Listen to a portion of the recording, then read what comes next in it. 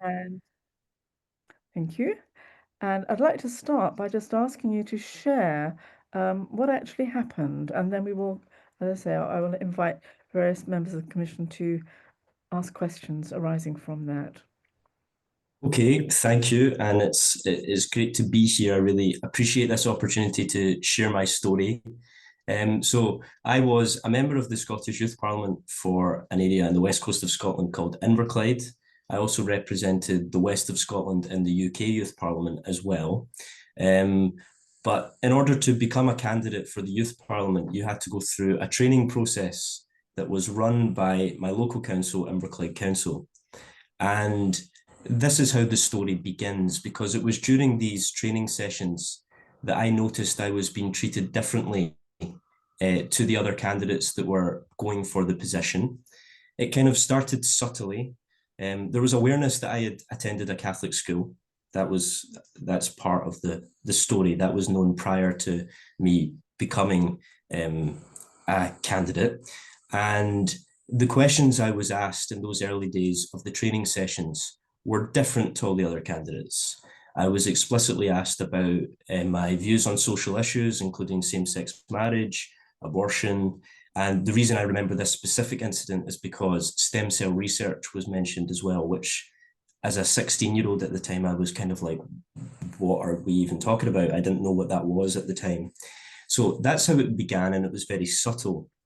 There was other comments that were made throughout that training process, and then when I was elected, subtle things like an event was organised on a Sunday, a comment was made, don't worry, Matthew, there'll be time for you to go to church. Just sort of undermining subtle comments that were made in the initial days. But eventually, after I was elected, this behaviour escalated, and it got to the point where I was being told, you are not allowed to express an opinion on social issues due to being a Catholic. You're not allowed to express those issues, express opinions on those issues. And then the ultimate event that took place was when I was referred to by an employee of Inverclyde Council as a religious extremist. And I think it's about pointing out that I hadn't asked for any of these conversations. I hadn't initiated any of these conversations. My faith and my kind of beliefs were always personal to me. I wasn't espousing them at every available opportunity. So I had very much kept this private, and even my views on social issues were never expressed. It was just an assumption that was made by these individuals, that someone who was a Catholic would hold certain views on social issues. So I guess the summary of that is a lot of assumptions were made without me ever having expressed an opinion on this stuff. And that led to comments being made and things being said that I think were reflective of the prejudice that these individuals held. Hmm. How interesting. Thank you. Matthew, I'd like to get a little bit more background to the Scottish Youth Parliament, if I may. First of all, what's the age range of people involved in the Scottish Youth Parliament? So it's between 14 and 25. Okay. And um, how do you become involved? How do you get selected as a candidate?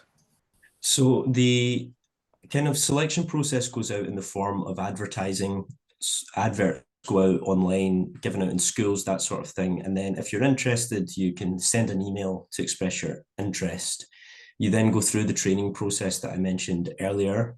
And at the end of that, the councils select the candidates that they feel have gone through the training successfully and are appropriate to stand for election. And then at that point, it goes to a democratic election of the young people in each constituency area. And in our area, 3,500 young people voted in that election. So quite a significant vote. Indeed. Uh, and just to be clear, you were obviously deemed a suitable candidate, that you had come through that rigorous training because they put you forward. Yes. I think that was more to do with um, I think that was more to do with the political environment in terms of the support that I had from young people was clear. And I think they felt, and obviously it's hearsay, I can't really I can't really confirm this, but I think they felt that if they hadn't put me forward, there would have been significant backlash from young people. However, I know for a fact that letters were written by individuals asking the council not to put me forward as a candidate. And that was not on any basis other than this was a personal campaign to prevent me from advancing to that election. And would these letters have been written by other young people or by older people who are worried about what they saw as your viewpoint? There was one from another candidate, and there was conversations that took place by employees of Inverclyde Council. There was, in my opinion, the election itself was not a transparent process. The returning officer of that election had to be removed as the returning officer because it was suggested that they were biased against me as such. And as a result of that, they were replaced as returning officer, which I think speaks to there was something going on behind the scenes there that wasn't entirely transparent. But in the end, the will of young people was so significant that it carried me over the line. How had you managed to get so much support from young people? Was it a normal practice to go out and have sort of hustings with them, or how did you get yourself known? How did you get this support? So it really involved visiting schools. So we have 6 high schools in the area, and I was very visible in all of them. I was in my own school at the time, and at that time I was head boy of St. Columba's High School in Gourock. So there was kind of a movement behind me in my own school as such. Everybody wanted to elect their guy to the youth parliament. At the same time, we have a program in Inverclyde called Consortium, where you can take another subject in a different school. And therefore, I was also taking a subject in another school, which was St. Stephen's in Port Glasgow. So I was effectively in 2 out of the 6 schools as a pupil. And then in addition to that, we did hold hustings events. Social media was quite popular. But I think genuinely, I think the message of my campaign just resonated with young people. They felt that I was the person that was going to stand up for them. And I think that's the reason why I was successful in that election. And just to say, the election was not close. Like this was an overwhelming victory with 5 candidates on the ballot. Well done. That sounds quite impressive. Who actually, you say you all had to go through this training process. Who actually gave the training? So the training was given by the Inverclyde Council Youth Work Services team. And it tended to be the same 2 individuals that gave the training, but there was another, maybe 1 or 2 individuals that came along sometimes to give that training as well, depending on staff numbers and things like that. But the training was provided by the Youth Work Services team at Inverclyde Council. Okay. And is Inverclyde Council what is its composition? Is it? I'm kind of going carefully here because I don't fully understand the Scottish system. But I mean, if it were here, I would say was it Labour, Conservative, or Lib Dem?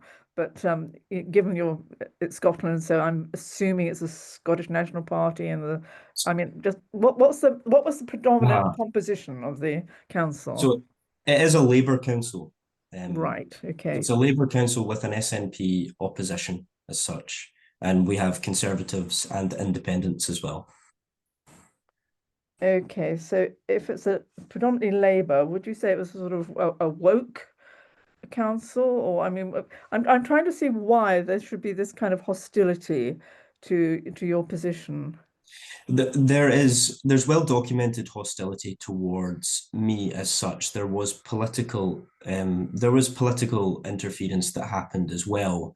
For example, the leader of Inverclyde Council, upon my election, congratulated. So 2 MSYPs for Inverclyde were elected. The leader of the council, 1 MSYP, but did not congratulate me, which I think speaks to this was a political effort that was filtering down from the top at the council leader level through the sort of civil servants, council officers who were carrying out these wishes. And the reason for that is because I publicly opposed the council's agenda and I publicly opposed the policies that they were putting forward, both as it related to education, but more generally as well. And I've been clear on the record, being critical, as is my democratic right, and holding the council to account. They are the administration. And I believe in a democracy, they deserve to be held to account, particularly on behalf of young people. So there was a concerted effort to crack down on that dissent, I think because they felt that it was encapsulating young people. Once you were elected, did you find that there were others in the Scottish Youth Parliament who shared your viewpoint, or were you again a kind of lone voice, do you think? I would say I was the most prominent person who had the strength to sort of stand up against the consensus as such. There was a real notable moment for me, which was I was in the House of Commons debating in the Youth Parliament sitting. This was in February of this year, very end of February, and the consensus was like everybody just agreed. Every speech was who could agree the most with the person that had spoken before.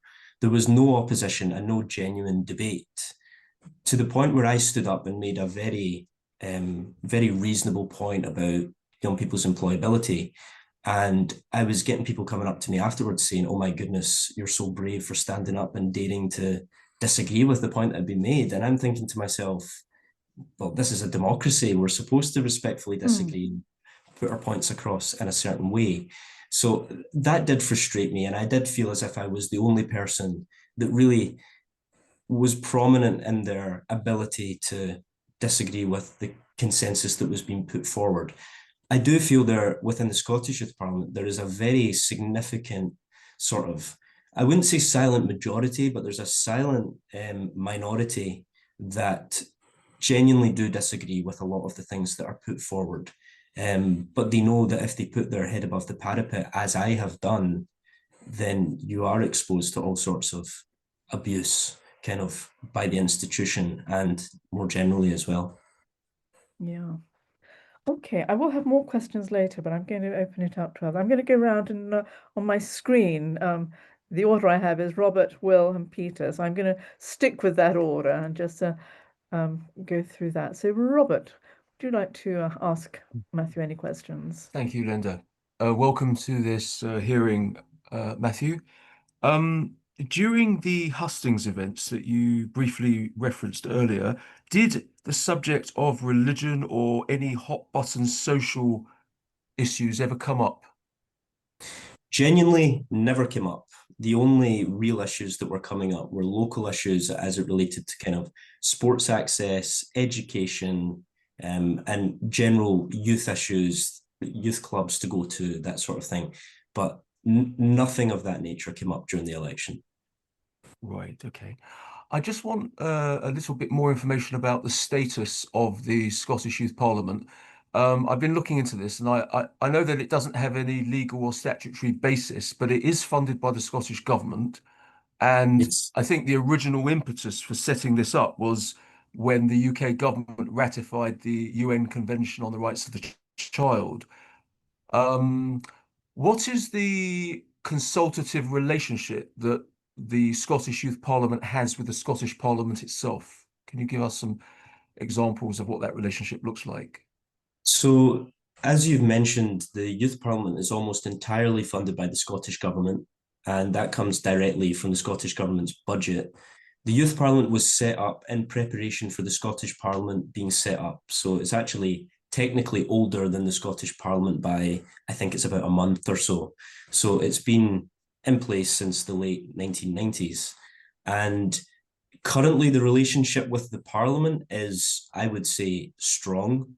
I certainly felt at a lot of our events, the relationship was kind of intertwined. We would have MSPs coming along from all parties on a fairly regular basis.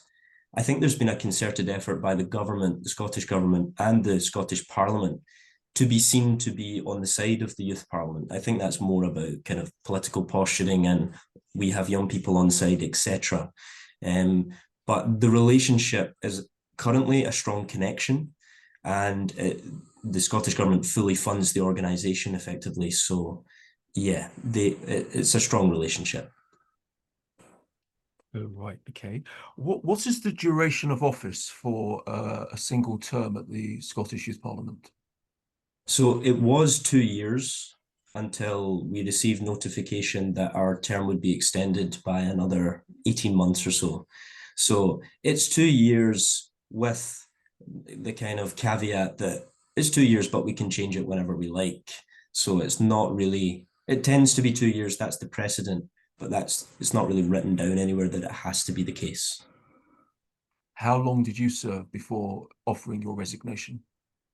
I served from February 24 until September of this year, so about 18 months. However, there was a load of stuff that was going on around the first election that I kind of alluded to earlier. And the November election, so the election was supposed to take place in November 23, and I had been running for this position since August 23. That November election was cancelled, and a fresh election was held in the February 24. So as much as I was only serving for 18 months, I had been involved in this for over 2 years. You tell us in your evidence that you submitted prior to this hearing that you were subjected to cyberbullying. Can you provide us with some examples of the kind of cyberbullying that you experienced, Matthew? So the cyberbullying actually shockingly came from the council. And it came from the Inverclyde Labour group, who make up the administration's Twitter page. And this cyberbullying came in the form of, at first it was political. I was bombarded with all sorts of Labour talking points on my social media pages, just replying to posts that I had put up. And it escalated when this page started sending me pictures of myself in public, pictures that had been taken in public. This account started replying to my posts with these pictures, which to me was clear intimidation. This is made worse by the fact that we have evidence to believe that the individual who was operating that account was the leader of the council. So this cyberbullying was coming from the highest level of Inverclyde Council. You say that you have evidence to believe. What form of evidence does that take? There was a digital report that was commissioned that stated high probability that it was the leader of the council that was behind this. Right. And Okay. yeah. Was there an effective complaints procedure in place that you could use to actually express your grievances about these matters? Well, so the specific incident about cyberbullying was reported to the UK Labour NEC, and I received a notification from them that they had taken action. They said they had taken action and there had been effectively a punishment had been put in place, but they never informed me of what that was. But they claim to have taken action, and I have to take them at their word for that. In terms of the complaints process more generally, I didn't feel that there was a rigorous sort of procedure or process for complaints within the Youth Parliament. And the Scottish Youth Parliament, quite famously, historically, has significantly failed in their duties to investigate complaints and to treat complaints properly. That's been well documented in the media. And certainly at Inverclyde Council, I felt there was no one to turn to. The individuals at the lowest level that were dealing with me were involved in behaviour that was inappropriate. Their boss was involved in behaviour that was inappropriate. Their boss, again, was the individual who had been removed as the returning officer. Their boss, again, had made comments about me. Radical militant was the quote that was given, which was another ridiculous thing to say to a young person. And then ultimately, the boss above that was an individual who I had heard in my final weeks in the Youth Parliament was orchestrating a campaign to remove me from my position. Sorry, did you use the term radical militant? Yes, Who actually said that of you? So this was by an employee of Inverclyde Council, and it was a department head that said this. So a fairly senior individual within the organisation. Was that said during a meeting? It was said during an online Teams meeting, yes. You were also described by somebody as a religious extremist. Who actually said that, and what was the context within which that was said? So that again was said by an employee of Inverclyde Council, and this was said in a youth club environment. So we had to go to a weekly check-in when we were MSYPs. Had to go to a weekly check-in at the local youth centre, and it was in that context that it was said. But just for the record, did you ever, at any time, ever express any views to do with religion? No. You said that you went to a Catholic school. Are you able to tell us? You don't have to put this on the record, it's entirely your choice. Are you able to tell us which school that was? It was St. Columba's High School in Gourock. And is that known to be socially conservative in its... Certainly not, because obviously I don't know. You'll be aware that Catholic in Scotland is public education as well and is funded as a state school by the government. So there's no real ideology behind it. It just happens to be a state school that also has influence and input by the church. Right, okay. I have a few questions about an interview that you gave. You sent us the link. It's a channel called Sancta Familia Media on YouTube, and just I have a few questions about that. You said that in that interview that some manifesto policies of the Scottish Youth Parliament have ended up as legislation in the Scottish Parliament itself. Briefly, can you give us some examples of what that might be? So firstly, free bus travel for young people in Scotland was passed by the Youth Parliament. That was one of their campaigning issues. Votes at 16 in all UK elections was one big policy that now looks like it's going to be brought in the UK, and was also campaigned on in Scotland prior to the 2014 independence referendum as well, when they asked for that to be the case. There was a lot of policy around transgender issues, particularly the Gender Recognition Act in the Scottish Parliament. And the Scottish Youth Parliament were strong supporters of that. And there was other policies to do with women's healthcare and some other issues as well. In the same interview, you said that there was what you described as institutional ignorance in the Scottish Youth Parliament. Can you explain what you believe this was and provide some supporting examples? So the reason for that quote is I alluded to institutional bias within Inverclyde Council. And this was a religious bias. It was also a personal bias as well. When referring to the Scottish Youth Parliament, it was less about bias and more about institutional ignorance. That is that young people that were fellow MSYPs did not have a clear understanding of religion, did not have a clear understanding of the Catholic Church or any other churches for that matter. And an example of that is we were discussing a bill that's going before the Scottish Parliament, right now, about religious observance in schools. And we were at a meeting about this, a focus group with the Scottish Government, and I could tell the other young people, some of the other young people, I should say, in the group, just did not understand the ins and outs of Catholic education in Scotland. They didn't understand the sort of logistical issues that would come about as a result of giving young people the right to object to religious observance, regardless of the merits of the bill and all that sort of thing. They just did not understand Catholic education. They didn't understand religion more generally. And it was a very sort of, it was a very secular viewpoint that they were coming from. The council also apparently told you and other members of the parliament that any criticism, even constructive criticism of the council, was simply not allowed. Can you explain that further? So the quote that was given by the same individual who had referred to me as radical and militant, so clearly they possessed an ability to be critical. The quote that was given is that criticism, including constructive criticism, is illegitimate. That's the quote that was given.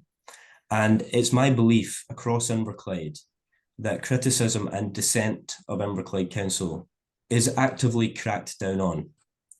This is done in several ways, but the most notable way that it's done is to do with public funding for charities and organisations. There is a clear threat to organisations that if you threaten this council, funding will be removed. Can you just give us a sense, if you know this, what was the demography of the members of this youth parliament in terms of religious affiliation? Maybe you don't know that information, but were there Christians, were there Muslims, were there atheists who were very open about their lack of belief? Do you know anything about that you can enlighten us with? As far as I'm aware, all sort of major religions were represented in the youth parliament. There was people of all faiths there. There was also a significant portion that were of no religious affiliation at all. But within the youth parliament itself, it was very rare that religion was discussed. And I think that's more to do with some of the things I alluded to earlier, which is about a kind of reluctance to go there in case it gets too controversial. But what that's led to is sort of debate and discussion being stifled. And we're at a point where the quality of debate within the Scottish Youth Parliament isn't particularly impressive in any way, shape, or form. I just have one last question for the moment. I know you've made it very clear that you haven't brought up religion publicly when you occupied this role, but I wanted your view on the following. I looked at the Scottish demographic data for the 2022 census. And on the page, I just want to read a very tiny extract here. It says, for the first time in Scotland's census, a majority of people said they had no religion. And this is according to a report released by the National Records of Scotland. And it then says a total of 51.1% in Scotland's census 2022 responded no religion, up from 36.7% in 2011. No religion was the most common response in almost every council area in Scotland. And then it names two areas of Scotland where there's an exception, one of which is Inverclyde, where Roman Catholic was the most common response in terms of what people identified as. Do you have any comments about that data and what you experienced, even though you made it clear you never spoke about your religion, but can you give us any comments on the meaning of this and how it impacts perhaps how the council should be treating people or not treating people? Well, like you say, I think based on this data that Inverclyde has the highest proportion of Catholics out of all the local authorities in Scotland. As it relates to no religious affiliation, I think that is reflective of society generally and the way it's going. And I'm not convinced necessarily that that's entirely a bad thing. I don't think it's good or bad necessarily. I think it's just reflective of the way society is going. As it relates to Inverclyde, the fact that Catholicism, Roman Catholicism, is ranked the highest in terms of people's identity, I think speaks to the fundamental inconsistency between the public and the attitudes and behaviours of Inverclyde Council. I think the thing that was most frustrating of all is that people within Inverclyde high levels are themselves Catholics, including the leader of the council and some of the senior officers that I'd mentioned today. They have all received Catholic education, they're all practicing Catholics, and they were still okay, they were still happy to sit back and allow this behaviour to take place and not impose any sort of punishment on the people that were responsible for it. So I think it speaks to a lack of solidarity. I think it speaks to a lack of genuine practice and belief as it relates to supporting someone that's faced this sort of behaviour. Because it was my expectation that fellow Catholics within the council would be standing up to these individuals and saying, this is not appropriate in 2025 to be saying these sorts of things, particularly in the west coast of Scotland, that has a sorry history of sectarianism and other things like that. And I think it speaks to the fact that employees of Inverclyde Council were going out their way to student in our community, and that is completely unacceptable.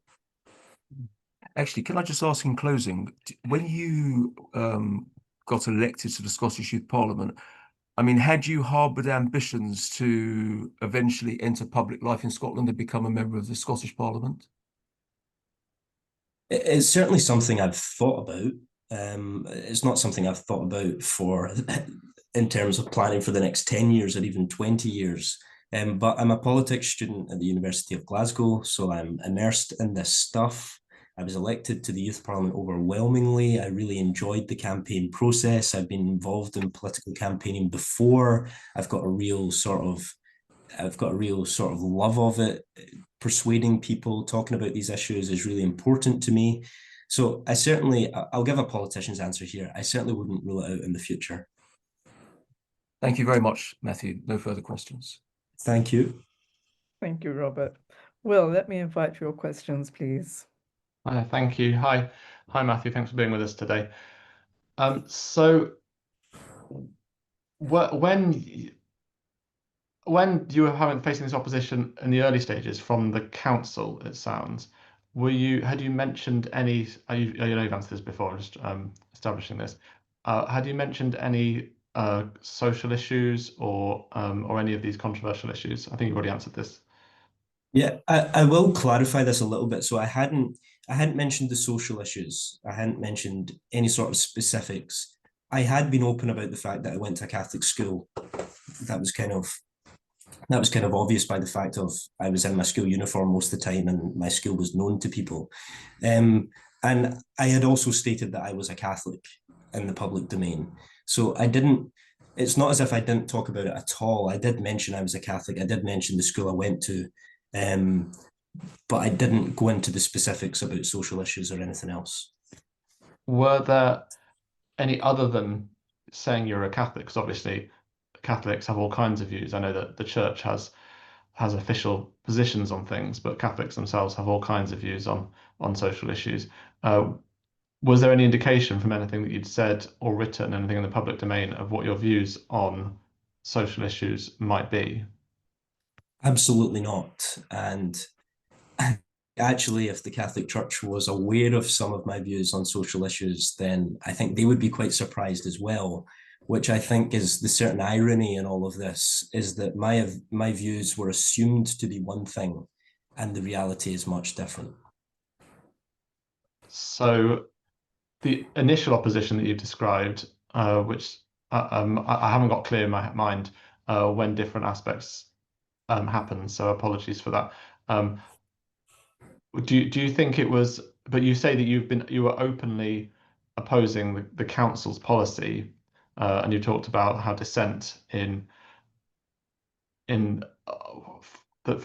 dissent from the council wasn't being tolerated in general, not just with you. To what extent do you think you were initially targeted because of taking a stand? And it sounds like an unusual stand within the youth parliament and this youth network. To what extent do you think you were targeted because of your opposition to the council's policy? Did you think that put a target on your back? I think that was the beginning. This is the whole story here was about. I think, to be honest, they saw a young person who had support from other young people and the community more generally. They saw that he was a reasonably effective communicator, if I can say so myself. They saw that I was good at using social media to keep people engaged. And they also saw that I was criticizing their policies. And I think the thought that would have been going through their heads was, we need to stop this before it gets out of hand. And what they view as out of hand is before people begin to wake up to how harmful some of the policies have been for this area. Right. So it was once you were doing the training so people had obviously knew that you were Catholic because you'd been clear about that. Oh, actually, one further question before I get into that. To what extent do you think the fact that you were Catholic was adding to your support, or detracting, or having any impact on the support you were getting from young people? Because you said that you won very convincingly with very wide support. To what extent do you think that was playing any role? It is an interesting question, and it is something I've thought about. I think the support that came overwhelmingly from my own school was just as a result of being head boy and being very prominent in the school. And I don't think religion was part of that.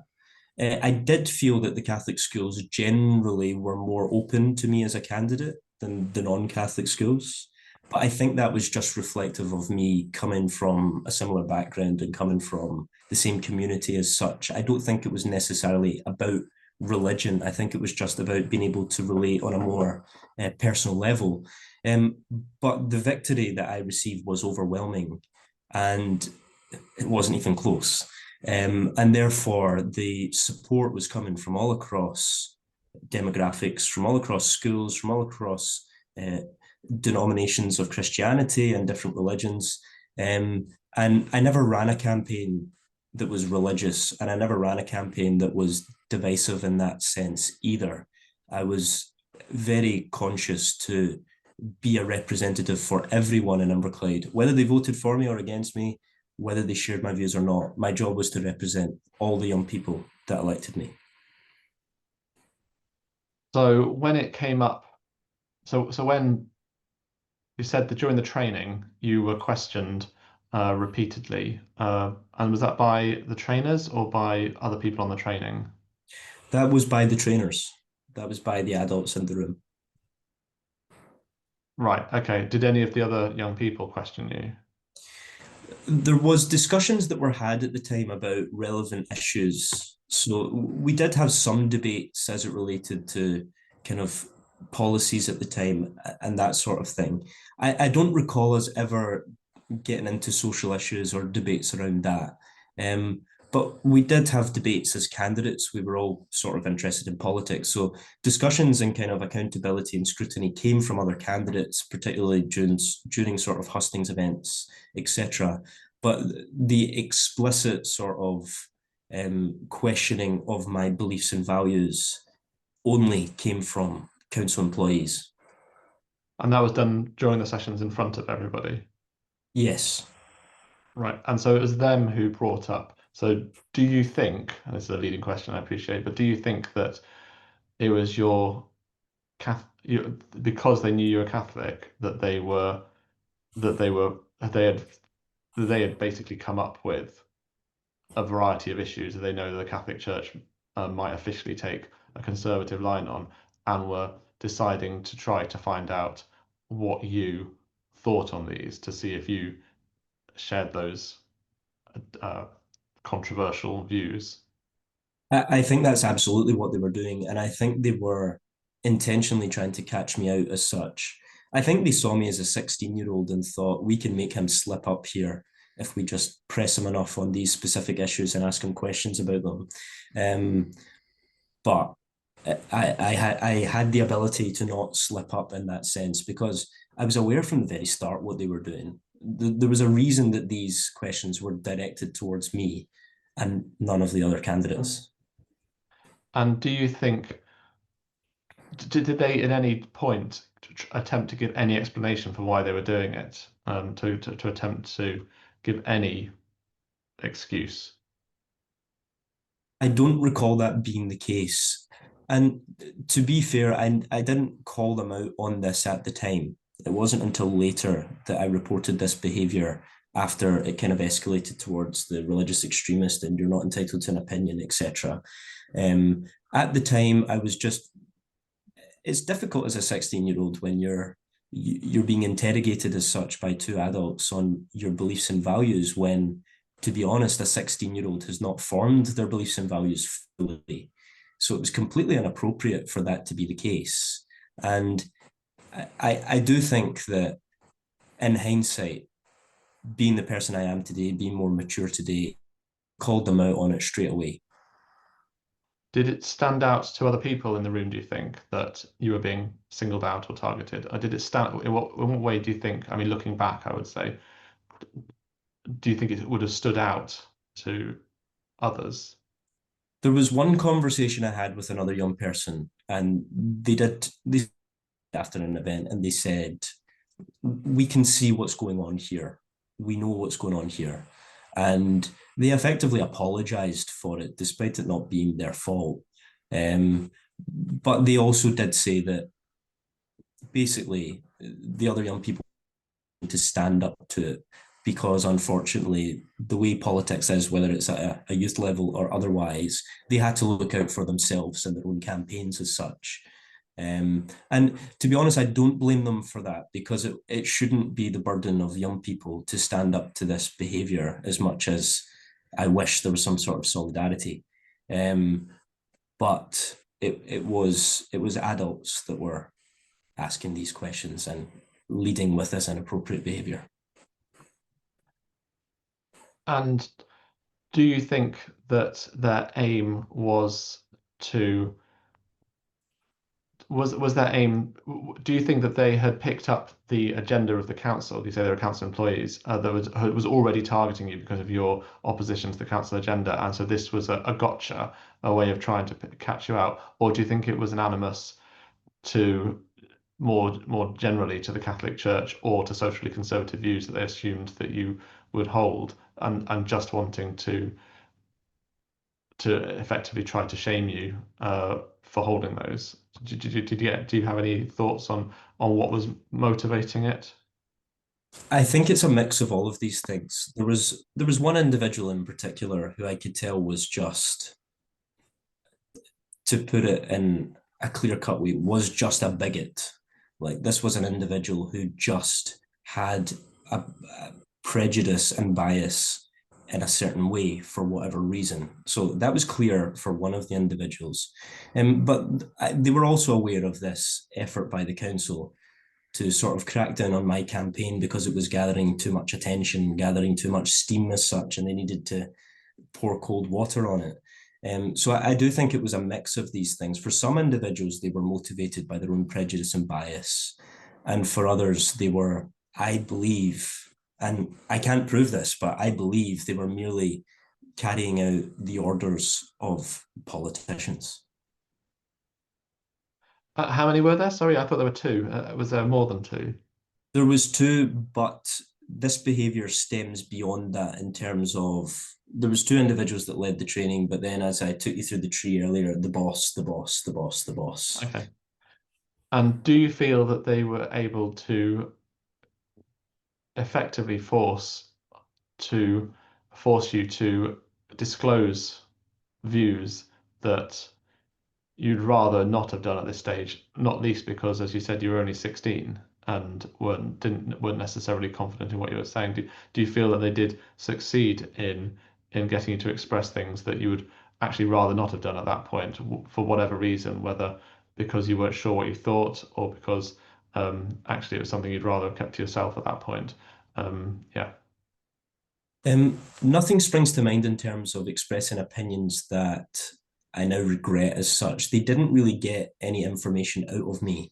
But I think it's because of that. I think because I didn't answer their questions as it related to social issues, I think they assumed that to be, obviously they had a motivation for doing so, they had an agenda, but they assumed the fact that I wasn't answering those questions to be proof of the fact that I did actually hold these views, and I just wasn't willing to say it.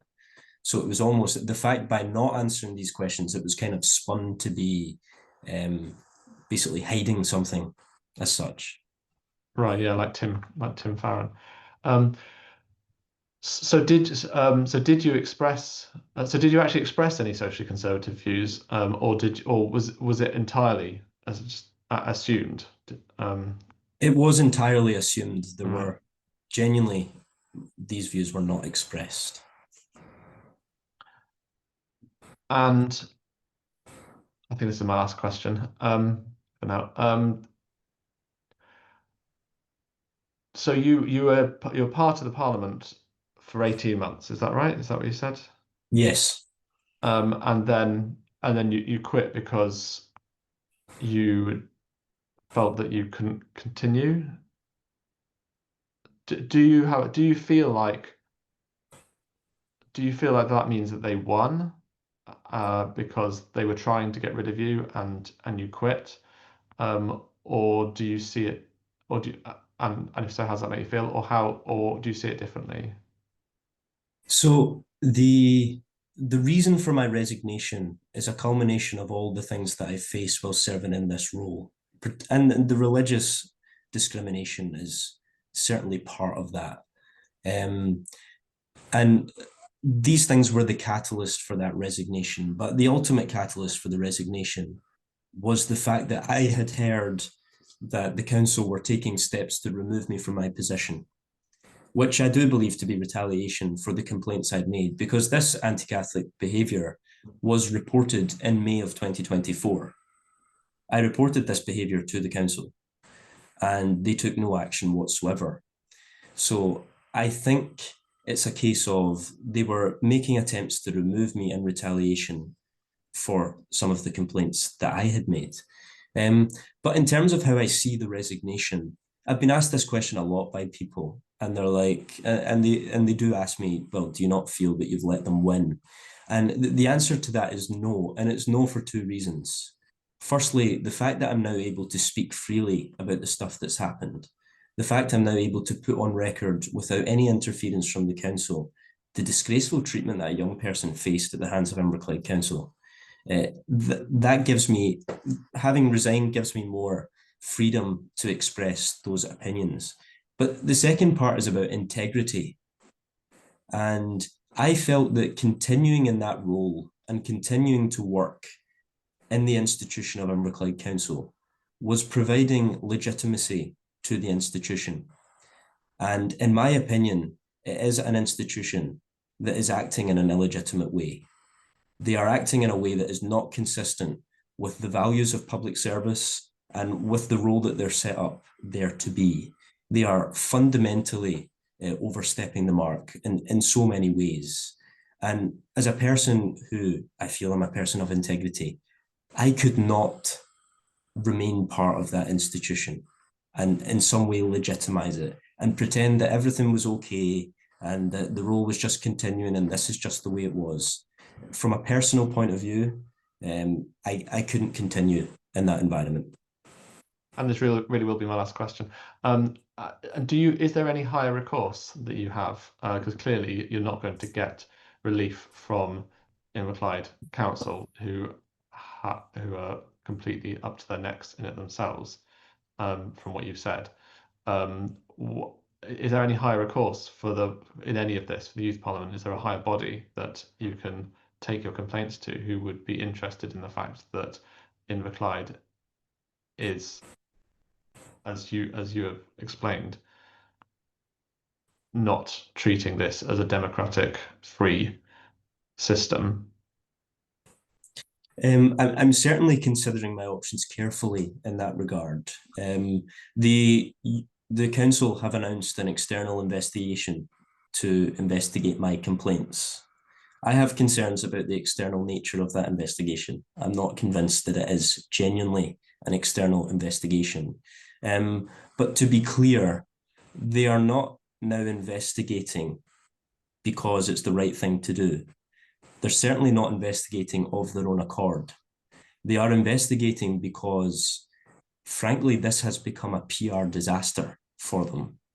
And it's become a PR disaster because they refused to investigate at the time when this was reported, and they refused to follow the very clear procedures and policies that were in place to deal with these things. All they had to do was in May 24, when I reported this, was to investigate and to come to some sort of conclusion as to what had went on. They could attempt to deal with it and then move beyond it. That's all that had to happen. But so many individuals at a senior level in the council were implicated in this stuff that they would effectively be checking their own homework. And I do have concerns that even given the announcement of an external investigation, which they were forced into, it was not of their own accord, once again, this will be a case of marking their own homework. And ultimately, at the end of that, it's likely the outcome we're going to get is there's nothing to see here. Forced by whom? You said they were forced to do it. They were forced to do it by the media, and there was scrutiny brought to this. And part of that scrutiny is testifying before commissions such as this and just sharing the story that this is what went on and it was not handled appropriately. So there isn't a national Scottish or UK body overseeing the youth parliament that will get involved in this? So effectively, due to, as we mentioned earlier, the government directly funding the organisation, so the charity watchdog is available. That's a potential option for the future, and I'll be clear about that. A report to the charity watchdog is not out the realms of possibility as it relates to the Scottish Youth Parliament and their handling of my complaints. But ultimately, the responsibility will fall on the Scottish Government to decide whether they wish to continue funding this organisation, which I always supported the funding of the organisation. I still support the existence of a Scottish Youth Parliament. But it's clear to me that the Scottish Youth Parliament, in its current form, frankly, is done. This organisation is finished because talented young people no longer wish to be associated with it. I'm still a little unclear. So it's the Scottish Youth Parliament is presumably something separate to Inverclyde Council. So we've been talking a lot about Inverclyde Council and yes. Who was providing the training? So the training was provided by Inverclyde Council. The role of the council was to provide the MSYPs with a support worker to ensure that they could fulfil their role in the Scottish Youth Parliament. However, in May 2024, these allegations as it related to the religious discrimination were reported to Inverclyde Council and the Scottish Youth Parliament. And neither organisation took any steps to investigate or to come to a conclusion about what had happened. So the Scottish Youth Parliament, which is a separate organisation to Inverclyde Council, that obviously the Scottish Youth Parliament presumably doesn't share the Inverclyde Council's political agenda and political opposition to you. So its opposition, so its inaction and negligence. Where do you think that's coming from? I think so. Councils are also a funder of the Scottish Youth Parliament. Right. So whilst the vast majority of money comes from the Scottish Government, the role of MSYPs is entirely dependent on the funding of councils to provide transport, hotel accommodation, all these sorts of things for the events. So I believe that the reason for the Scottish Youth Parliament's inaction was effectively due to Inverclyde Council being one of their funders. And very unfortunately, in this case, they prioritised funding over the rights of young people, which is completely ironic given what the organisation claims to represent. Right, thank you. Thank you. Thank you. Well, Peter, over to you. Very much, Linda, and thank you, Matthew, for attending today. Good to see you.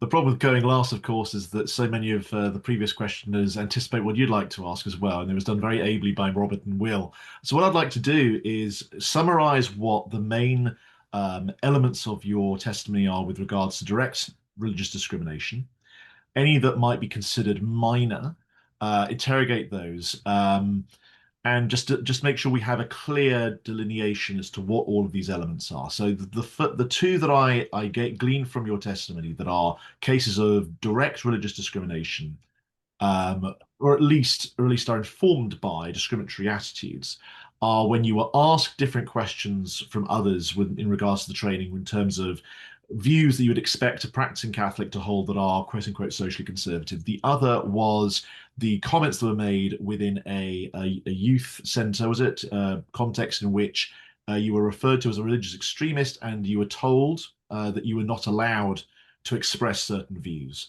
Were there any other events that would come under that sort of heading of very obviously directly discriminatory behaviour? I would say that those were the only two that were clear-cut and explicit as such. Brilliant, thank you. So I think what I gleaned from your testimony to Will was that the reason why you could say that these questions were different from others was that in the training you were asked certain questions in front of everybody else and you saw everybody else's questions. Am I right in thinking that? Correct, yes. So that's how you know that they were different. So that was one question I wanted to ask.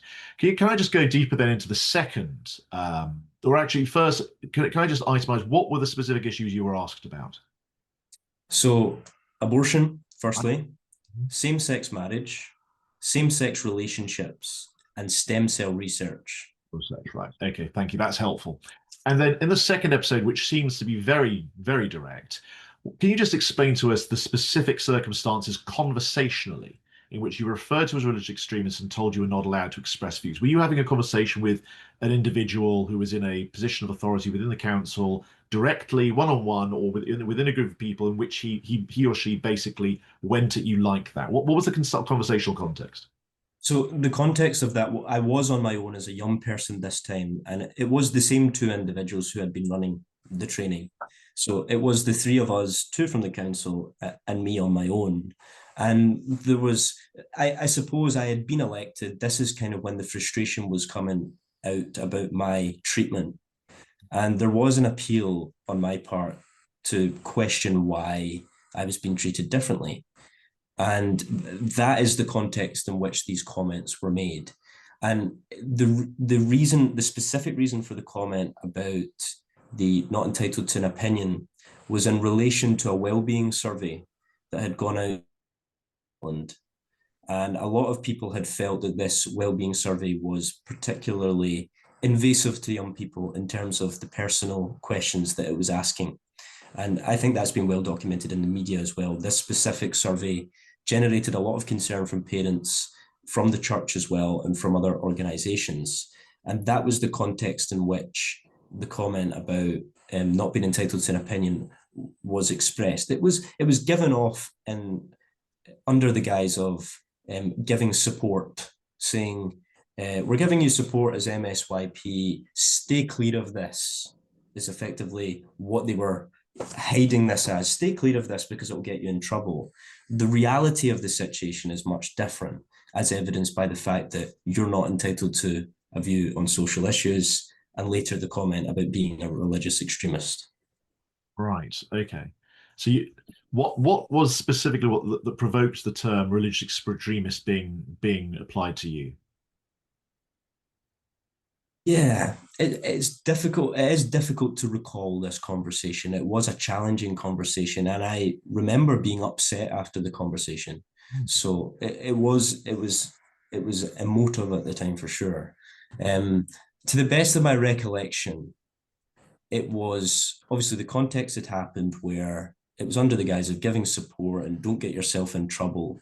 But actually the comment was, you're not entitled to express an opinion on this issue. So that's the context there. I think that comment was also supposed to be part of that context as well, in terms of, we're just giving you support so that you're not seen to be a religious extremist. Okay. But I recall that not being the tone that was taken. That was not the sort of way it was put across. It might have been the intention for that to be the case, but very subtly, the comment was being made that, and it was by the same individual that had made the comments previously, and I could tell this individual had prejudice and bias. This comment was being made specifically almost as a personal insult, is the way that I felt it was being put across. Was it put across in would you say, a passive-aggressive way? What the manner was such passive-aggressive is probably the best way. Okay, great stuff. Thank you very much. So, I mean, apart from that, the failure to investigate, is that to do with those two particular cases, the cases that we've just been discussing, so that Inverclyde Council would have to be in this particular case, because I think these are the trainers from the council rather than from the youth parliament itself. They're the ones who engage in this way, and the council itself has failed, in your opinion, to properly investigate that.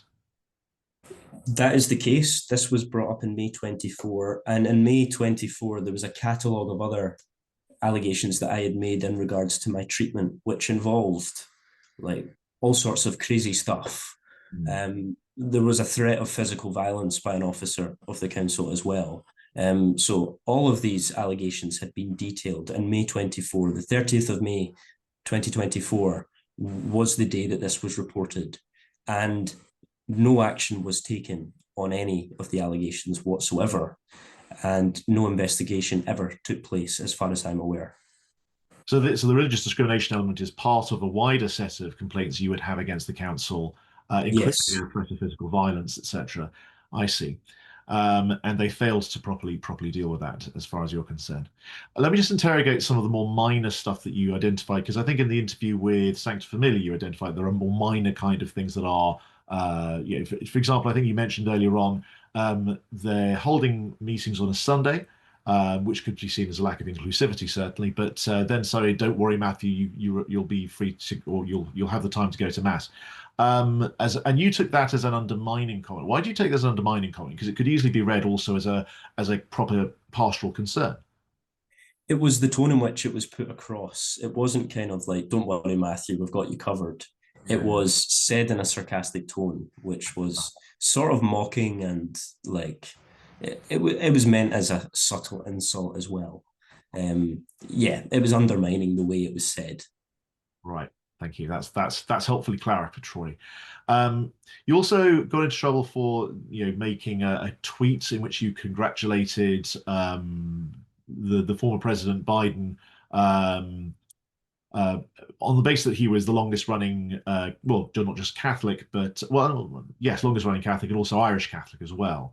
What are the rules governing social media use by MSYPs? Is that, did you actually break a rule, or is this something which they just decided to criticize you for some other reason?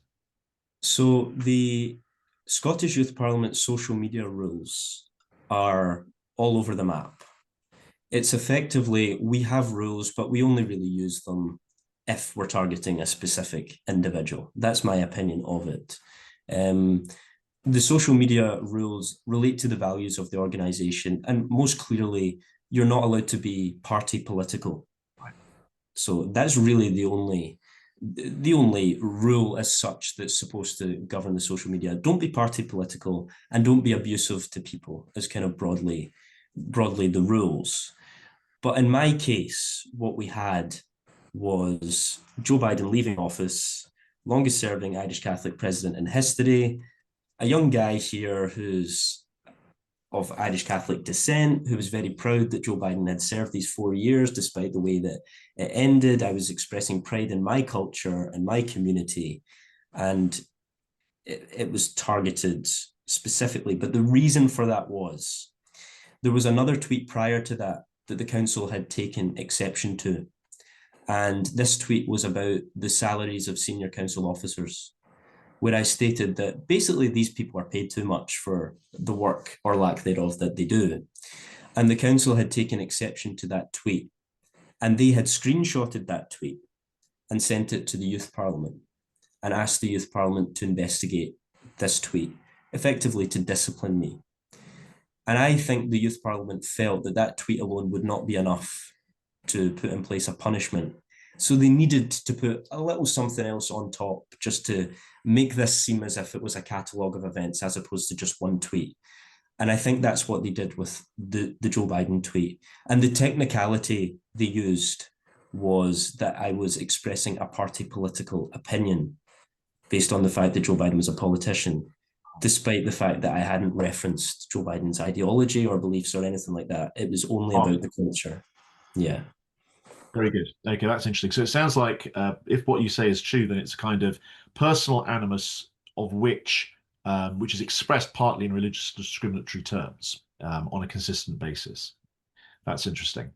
I just wanted to firstly ask about whether there were any other kind of minor incidents that had that particular religious inflection, shall we say. Are there any others that you would itemize to us?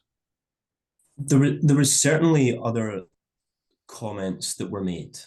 I don't recall them. It was just this was 2 years of hell, is the way I categorize it. All the stuff that had gone on, all this behavior that had gone on, that I was trying to navigate as a teacher who's in the process of leaving school, who's in the process of living a life and applying to university.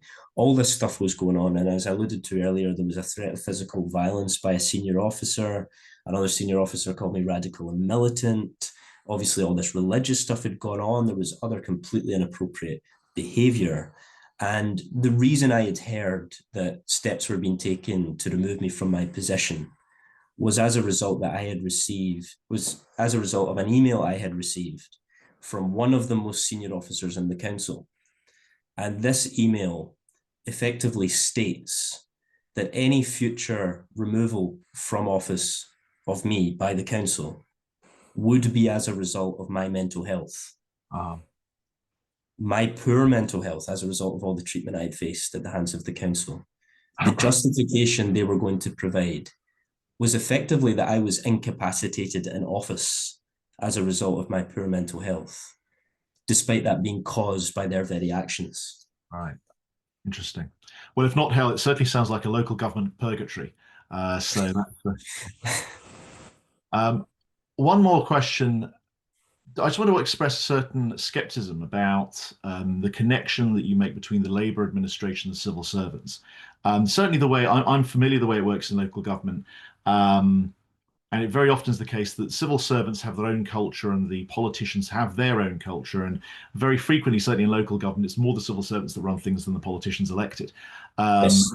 There's not necessarily a connection between the two. So you can have, for example, an animus within a particular local government civil servant culture.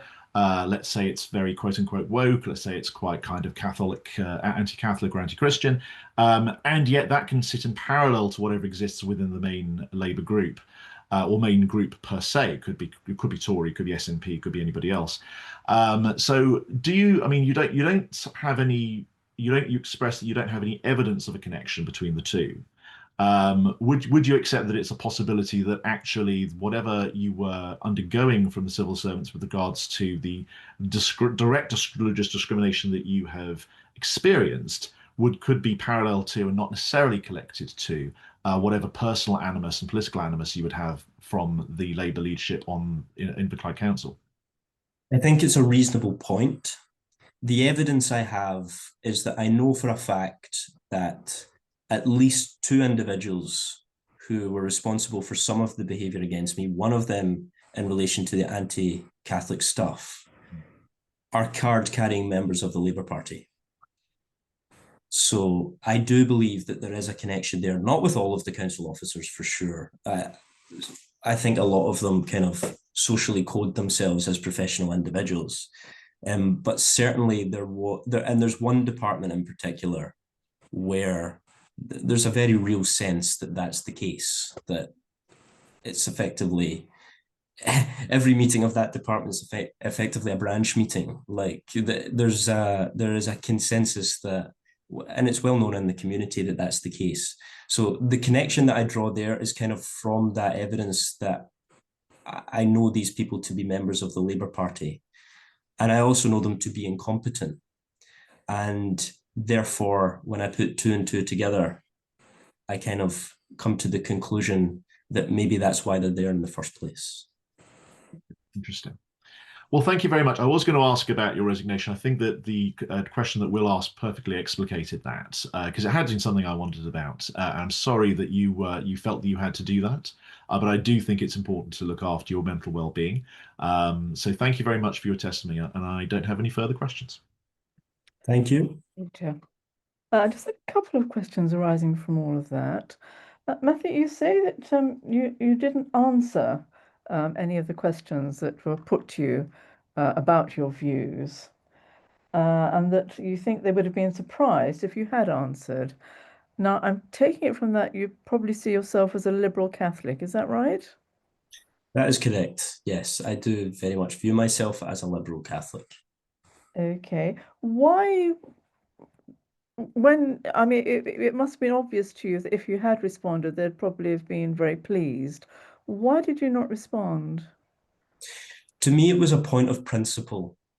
And I felt by responding and giving them the answer that they wanted to hear, I would effectively be selling out fellow people who hold beliefs within the church as such, because the church is a broad church. There's views on all sides, and people's views on social issues are not necessarily all the same. And I did feel from a point of principle that had I have just told them what they wanted to hear, I would be it would be disingenuous to a certain extent, because as much as my views might differ from the church on a lot of issues, still ultimately I felt as if I was a member of that community, and I wasn't going to do anything to distance myself from that. So do you think perhaps this was the red rag to the bull you're refusing to answer? I think it was more, I think at the time, genuinely as a 16-year-old, it was more about protection. And I felt that if I kind of opened myself up to these questions that were being put across in, I mean, it was interrogation to a certain extent. I felt if I opened myself up to that, it would open a can of worms where the treatment would just get worse and worse. And it turned out that that was the case anyway. So maybe it was a miscalculation on my part. You mentioned that there was a threat of physical violence at one point from a Yes. council officer. Yes. How did that arise? What were the circumstances? So this was at the time of the first election that I mentioned earlier, where the election had been scrapped. And this individual, as I also mentioned earlier, was the returning officer of that election. And the election had been scrapped due to a flaw in the voting system, where some of the votes had not been counted. However, we had the data of the individual, because it was an online election the first time. We had the data of the individuals whose votes had not been counted. And I suggested that what we do is just contact those individuals and ask them to think again, ask them to vote again, sorry. And when it came to the conversation around that, I put across to the council officer that I said, I think we should think about this in a logical way, was the phrase I used. And visibly, this individual became very angry about that. Kind of the implication was that they weren't thinking logically, that if you have a list of names of people whose votes haven't counted, you just go and get them to vote again. And then we have an election and it'll be done in a few weeks and save a lot of taxpayers' money. So this individual was very angered by that comment. The conversation continued. I was holding the decision to account because this was an election that we had been involved in for months that was now being cancelled. I wasn't happy with this decision. I was exercising my democratic right to scrutiny. And the individual said to me, and I don't know if this will resonate with you, kind of West Coast of Scotland thing. He said, I think me and you will be having a wee chat outside after this, which is interpreted by me to be a physical threat of violence, because to me, and based on kind of the culture of this area and whatever else, that's what that means, what he means by that. And he was never serious about having a chat with me outside. The chat never took place. That was a threat that was made in the context of conversation and in this discussion. And as a result of that comment, to be fair to Inverclyde Council, the only time I will ever say to be fair to Inverclyde Council, removed him as returning officer from the election due to that perceived bias. And that's the only action that they ever took. But the fact that that was prior to my election, I think speaks to the fact that they were willing to not jeopardize an election that they were funding because they had a vested interest. But when it came to all the behavior after the election, they no longer had that vested interest. So this threat was overheard by other people, obviously, from what you're saying. Yes, it was overheard by at least 7 other people. Okay, you were 16 at this time. Yeah. Was there any, I mean, that is a child, as you keep saying, was there any acknowledgement that, yeah, you were a child and there was a duty of care towards you that, should have been exercised by the council, and that they were in breach of a duty of care to a child in this position? I don't think there's been any recognition of that on the council's part. And the fact that, and like you've just put across there, this was a child in his school uniform in a council building, having gone to that council building straight out of a council school, and was being threatened physically, being questioned repeatedly on their religion, was exposed to all sorts of comments about being radical, being militant, and all the other stuff we've discussed today. This was a child in his school uniform in a council building being attacked by council employees. And it is utterly scandalous. The fact that it was able to take place And the fact that no one within Inverclyde Council stood up and said, what on earth is going on here? We need to get this under control. And to me, beyond that, that was the context for my entire time in the Youth Parliament. It's very difficult to trust anybody from Inverclyde Council after that, especially when these things happened, like I said, as a child. Yes, I think at the least they're in breach of a duty of safeguarding, so they would be liable to be censured for that. Did you report this to the school? Did you have support from the school? Did you have support from the church locally? Did they know about it? The support from the school was very significant, and I cannot thank the school enough for all that they put in place. And actually, as I alluded to earlier, when I received an email in regards to my mental health, this was in September of this year, that basically said any future justification for removing you will be based on your poor mental health, is effectively what this email was saying. Also in that email, it was put across that I could contact my school, having been out of school for 2 years now and being at university. The council were willing to put in place the parameters to allow me to contact school to get some support from them because they knew we had a positive relationship. And what frustrates me about that is the fact that I had a positive relationship with my school, and particularly with the head teacher, was as a result of being treated with respect and being treated as an equal. And I was very much viewed as a valued member of the school community, a valued member of the church community, who had given up so much time to dedicate to the school community. And it was the same when I was in MSYP. It's a voluntary role, and I was giving up hours every week to fulfill this role. The difference in that relationship, and the reason my relationship with my school was so positive, is because the adults knew how to conduct themselves. The adults were trained in how to deal with young people, and they were professional at it, and they treated me with respect. And that's not the case with Inverclyde Council. And actually, a lot of the senior officers within Inverclyde Council are former school teachers, and even they did not know how to deal with young people in an appropriate manner. And to me, that's deeply worrying. So where do you think, in terms of mental health now, where do you feel you are? What impact has all this had on you? So the impact was significant, and there was a period kind of at the start of this year where it was very significant, and I sought support with that, and I am out the other end of this now. I am very much viewing this as a positive opportunity to make a difference, and I hope in sharing my story, potentially other people will come forward about their own allegations, because there have been people that have spoken to me quietly, MSYPs for Inverclyde that have sent me messages, several former MSYPs from Inverclyde that have said the behaviour you're now talking about has been going on for years, and it's just nobody has called them out on it. And I genuinely hope in all of this that there can be some sort of justice and some sort of accountability for the stuff that's going on. And I hope in all of this we can bring about change in Inverclyde, because this is a place that is crying out for change. And unfortunately, the people that are currently in place just now don't have the ability and don't have the will to bring about the change that the people are crying out for. Interesting. Thank you, Matthew. That's my questions. Robert, any final questions? Yes, please, Linda. Thank you. I have a few questions, Matthew, still.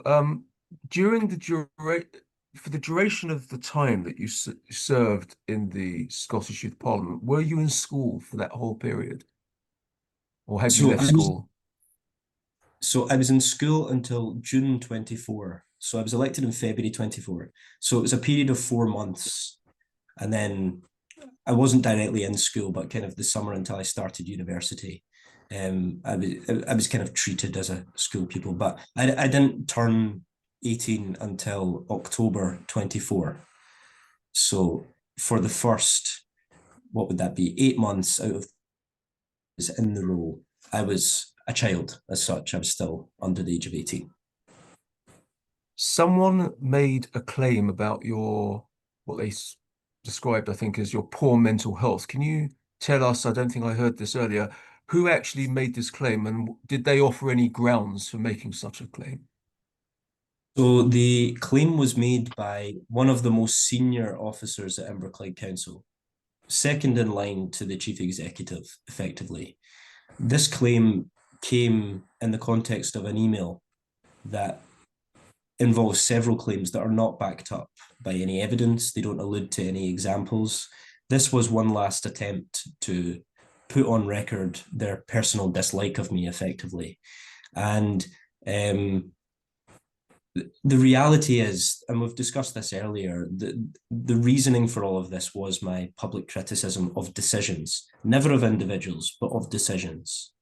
And actually in this email, which I think if the individual were to reflect on it now, given all the stuff that's come out publicly, I think they would be very embarrassed by it. I would certainly hope so. Because in this email, it says, whilst we have to have concern for your mental health, referring to me, we also have to have concern for the mental health of the council officers who are dealing with you. So in one last attempt at the end of all of this, the intention by this officer was to put the blame on me after all the stuff that I had been through, that had been documented and reported. The only person's mental health, the only people's mental health that they cared about was that of officers. And to say that was, frankly, to put it diplomatically, falls well below of the standards of public life that the Nolan Commission states for public servants. And that's reflective across the board in my dealing with Inverclyde Council. It's clearly read the standards of public life, and I would strongly recommend that they do, because they are in dire need of a reality check when it comes to this stuff. I think we had one or two emails in the evidence bundle, but I don't recall that particular one. And if you feel comfortable with it, if you can send that to our Commissioner Secretary in due course, that would be very helpful. Earlier you said that the councils will fund the Scottish Youth Parliament in addition to the Scottish Government. So would you describe the council relationship with the Scottish Youth Parliament as a conflict of interest? Would that be a reasonable description? I always felt that that was the case. And I always felt the relationship was not set up for success. It was always set up for failure, because the will of a council will be imposed, whether the Youth Parliament genuinely want to impose it or not, due to that funding commitment. And I had heard that discussions were taking place. This was the catalyst for my resignation. Discussions were taking place between senior council officers, including the individual who had sent that email in regards to mental health, and the Scottish Youth Parliament. Effectively, they were holding secret meetings funded by taxpayers' money to discuss the future in the Youth Parliament of what I would have been at the time an 18-year-old. I mean, I don't know how anyone can say in this current environment of public sector cuts that the best use of taxpayers' money was to fund trips for these individuals to hold secret meetings about removing me from my position. Even saying it sounds like a conspiracy theory. But I was told by an individual that was involved in it that it happened. So the dynamic between the Youth Parliament and the Council is very much that of boss and employee. And the boss is the Council. And they're the boss because they have the money and they fund the whole effort. I just want a little more information about the training. Over what period of time did they give you training? Are we talking days, weeks, months, and how many meetings did you have? So the training took place once a week, and it took place once a week over several months. I seem to remember it beginning in June 2023, and the initial training was to verify us as candidates before we advanced to the election. But the training continued right up to the point of the election. So from June 2023 until November 23, when the first election took place, we were going to weekly meetings that initially were just training and eventually became a kind of mix of training and other related campaign activities. And did the training include content of a political nature, or was it just public speaking skills? Can you just give us a sense of what was included in the training? So the training was in relation to the values of the Scottish Youth Parliament, and it was about informing us of what the Youth Parliament believe in and what the Youth Parliament what their values are and how the organisation runs, to ensure that once we were elected, we would abide by the code of conduct that's in place. And the code of conduct in the Scottish Youth Parliament is used as it is the document that is mentioned on a daily basis. And it's, to be frank, it's used as a threat. It's any sort of comment that's in dissent within the Youth Parliament as well. It's a case of remember the code of conduct, remember the code of conduct. And I can send that on to you as well. I can send on the code of conduct because I would describe it as draconian. The freedom you have as an MSYP is non-existent. And the way that these young people are expected to behave is completely unnatural to being a human being. The idea that you can have a private life with beliefs and be in a political party and be an activist and campaign, but anytime you're seen to be acting as an MSYP, you have to switch all of that off and be this fully impartial individual. There's going to be conflict in that, and it's not natural to ask people to behave in that manner. I don't. On the website of the Scottish Youth Parliament, there is mention of inclusion, values of inclusion. Can you tell us in which way did talk about diversity, equality, and inclusion come up during the training? I would say that was a significant part of it. And the Scottish Youth Parliament takes great pride in being a very diverse organisation. I don't necessarily think that's a bad thing. I think celebrating diversity is okay, so long as that diversity is celebrated across the board. And like we mentioned earlier, in relation to my tweet about Joe Biden, it was very clear that any sort of Irish Catholic culture and culture and demographic in relation to demographics was not appreciated in any way, shape, or form. And therefore, it felt very much that there was one sort of narrative on equality and inclusion that didn't encompass all groups and all cultures. Just two more brief questions. Are you aware of any members of the Scottish Youth Parliament who had been removed? And if so, what were the grounds for that removal? I have. There are a few that have been removed. There are a few that have been removed. It tends to come. So the resignation route is common, where they ask, can you please resign now, effectively, to kind of spare them the idea of sacking a young person, which, to be fair to them, is fair enough. I'm trying to cast my mind back to there. I am aware of individuals who have been suspended. And they have been suspended for mostly social media content as well. It tends to be that social media is the case. But in a lot of these cases, it's at the behest of the local authority, as opposed to being an accurate reflection of the code of conduct.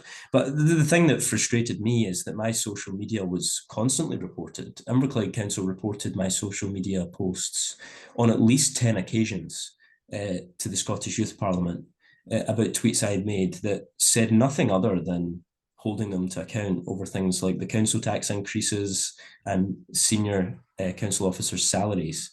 And then there were other members of the organisation that were allowed to share blatant political content and never faced any repercussion for that. So the rules they had in place were not applied equally and only seemed to be applied when the local authority asked them to be applied. My last question is, it's about the trainers. I think you said there were 2 trainers. Is that correct? Yes. Did those trainers ever make their political views or ideological views public on social media? Yes, one individual.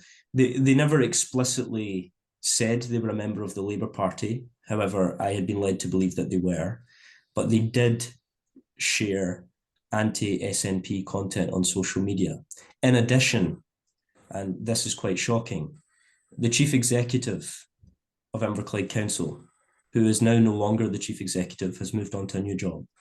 The chief executive of Inverclyde Council shared anti-SNP content on LinkedIn, and that was well known at the time. And the excuse that was given for that was that her phone had been hacked. That was the excuse that was given for that. So from the top down, there was a clear bias in a certain political direction. And it's sort of ironic, in my opinion, that that bias was present for officers of the council. But when it came to a young person merely holding the council to account on policy decisions, that was treated as some sort of, oh my goodness, we have to crack down on this. The double standard is striking. When you say her phone was hacked, was the suggestion that it was somehow linked to a member of the Scottish Youth Parliament? Is that the relationship? No, not in the slightest. It's not in regards to that. It was kind of she shared anti-SNP content, had been caught out, had been confronted by members of the SNP about this, and kind of said, oh, I don't know what happened. My phone must have been hacked, which is utterly ridiculous. And for the record, on LinkedIn, it requires you to press 3 buttons to repost a post. Therefore, she knew full well she was reposting that content. Thank you very much, Matthew, for your time today. Much appreciated. Thank you. Thank you, Robert. Will, do you have any final questions? Yeah, just a couple. Thank you. It sounds like they were trying to get you. They were having meetings, like you said, conspiracy, to try to get you to work out how they could remove you. Were you confronted with specific supposed violations of the code of conduct at any point? There was, yes, is the truth. And my criticism of the council's policy, which never mentioned individuals, never implicated anyone specifically. And even today, I've not given you any names of individuals because I do feel that to do so would be inappropriate without kind of their ability to defend themselves and whatever else. And to a certain extent, they are still technically public servants, and it would be inappropriate to name them in this forum. But the comments I had made, particularly as it related to the council tax in particular, which the council had proposed should be increased, and I'd said increasing it is silly, and as well as the council officers' salaries being too high, the section of the code of conduct that was cited to me was bullying and harassment. They were alleging that an 18-year-old was bullying an organisation with a £50 million budget and 4,000 employees. That's the part of the code of conduct they cited, was that somehow one individual, me, on social media, was bullying and harassing an entire organisation, which frankly to me is projecting. That's what they were doing. They were projecting. Presumably the policy doesn't apply to bullying an organisation. I don't think I've ever heard of that. Did they specify who in particular they deemed you to be supposedly bullying? They never specified any individual who felt they had been bullied or harassed by me, because it never happened. I think they just assumed that this is a young person and we can tell them whatever we like because we're the big bad council. To cite that part of the code of conduct is ludicrous, and actually it undermines the entire code of conduct in the organisation, because to not take my complaints seriously that are legitimate and predate their reports of me as it relates to bullying and harassment, to not take that seriously and then to submit their own complaints of bullying and harassment by me against an entire organisation is frankly laughable. And how are you informed of those complaints? I was sent an email with this. This was to my Youth Parliament email, so I don't know if I still have these, but I could take a look through and I can send it on to you if I still have it as well. If you do still have it, do make copies. And whenever things like this happen, you've probably already been advised this, but make sure you make a note at the time, make a record at the time of what happened, as many details as you can, and then send it either to yourself or someone else, so that you're not relying fully on recalling it. And so so you received an email, but that was an email informing you of what formal complaints that had been put in? Yes, and it informed me that I would be subject to a disciplinary process. Right, and so they submitted formal complaints to either the council or to the youth parliament. And did that disciplinary process go ahead? The process went ahead without my knowledge. I was never invited to testify before the committee. I was never invited to give any evidence or justification to the committee. And in the end, the committee threw out the allegations. So this was a youth parliament committee that investigated a complaint submitted by the council against me, and they threw out the complaint, which I think shows that even if the youth parliament were able to throw it out, it shows how ridiculous it was from the start. Did you see the complaint, the actual complaint? I never saw any text of what was being alleged, other than it has been alleged that you are this part of the code of conduct, which solely relates to bullying and harassment.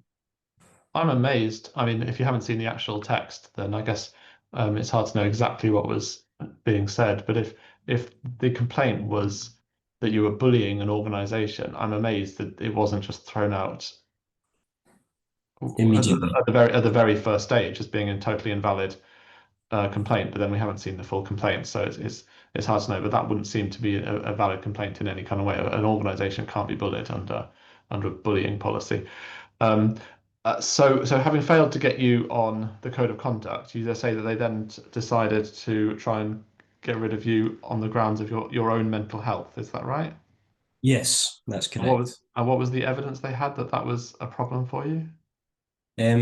So they had invited me to a meeting, and the proposal for this meeting was that I would attend on my own with 4 employees of Inverclyde Council, without any representation of my own. I was to go to this meeting with the 4 employees of Inverclyde Council at the Inverclyde Council headquarters. And the reason they stated for this meeting was, quote, further concerns about my conduct. They never shared what these concerns were. They never detailed how they were further concerns, because in order for it to be further concerns would lead you to assume that there had been primary concerns in the first place. They never stated the primary concerns. They never stated the further concerns. They just said that I had to attend this meeting. When I refused to attend the meeting on the grounds of mental health, the justification for removing me was then that, well, due to being unable to attend this meeting and due to the grounds being your poor mental health, you can't fulfill your role as an MSYP. And what can you explain to us a little bit about why you didn't want to go to the meeting? The reason I didn't want to go is because I had been to these meetings before, and it was in these meetings that I was referred to as radical and militant.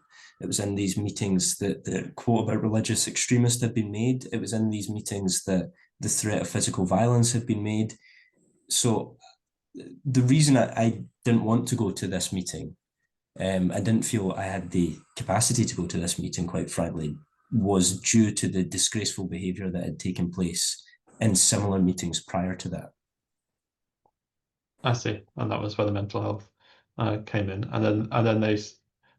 so is there grounds for removing someone on mental health grounds?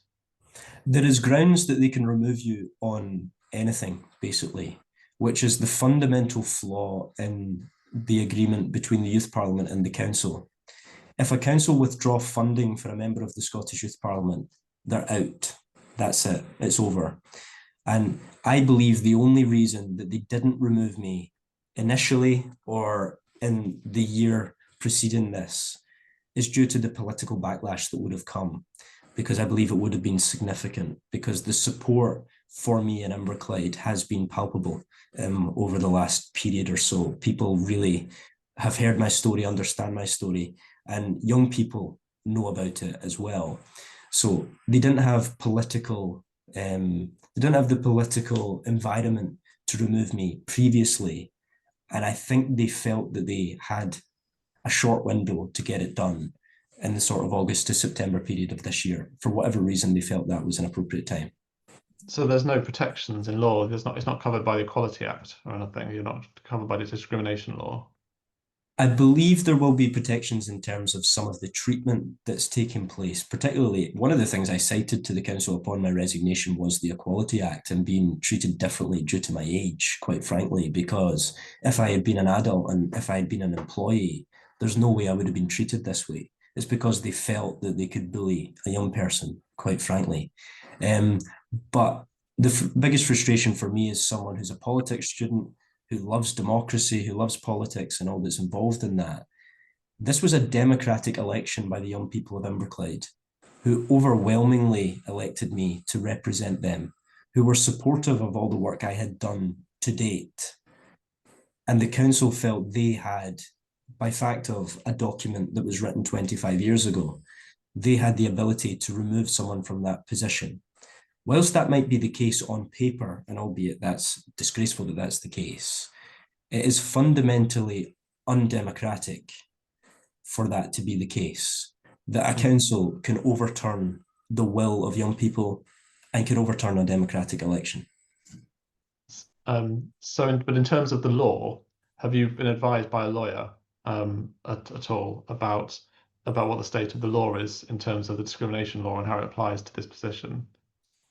So advice has been sought, and the supposed external investigation, is now in the process of beginning. So I would be hopeful that, given the external investigation is being carried out by a law firm, a reputable law firm, I would hope that they will examine all the evidence and they will come to conclusions about the treatment that has taken place. And I would hope that they would list the specific breaches of policy, which in my mind are clear as it relates to the council. Okay, so the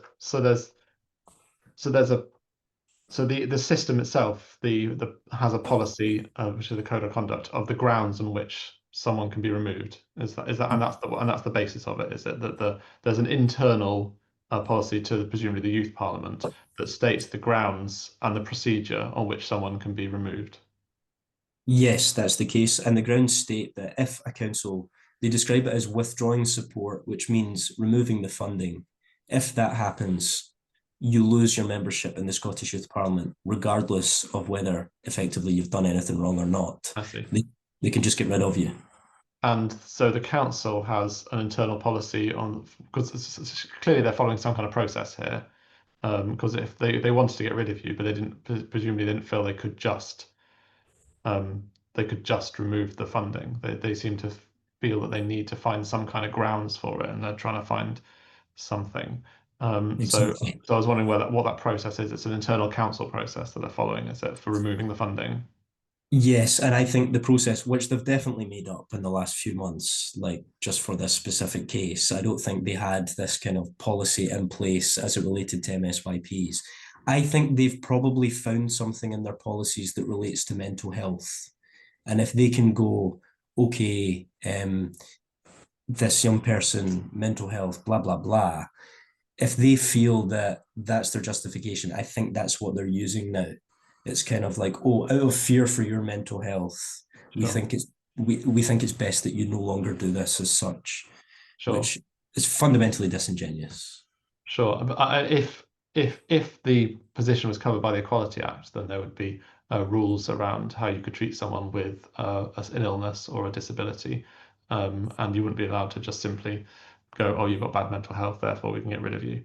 But it's not clear to me that it is covered by the Equality Act, although I guess a lawyer would need to, well, obviously a lawyer would need to advise on that. So, but you say that other people have been removed. Were they, I don't know how much you know about their situations and what happened with them. Do you know if is there the process? So this process that they're following in your case, you say you feel like they've made it up in the last few months, but clearly they're removing people, is quite a number of people. But this process is not transparent. Do you have any awareness of what this process is? I'm just trying to get to the bottom of what this, where this process is coming from and what they think they're following. So, as far as the only cases I'm aware of where people have been removed, it's been as a result of the disciplinary committee at the Youth Parliament finding them to be in serious breach of the code of conduct. So that's the alternative. So you either have a council withdrawing funding, which is effectively what they were trying to do in my case, or you have the Youth Parliament saying you're in serious breach of the rules and therefore we have to remove you. Right. So So that's the two.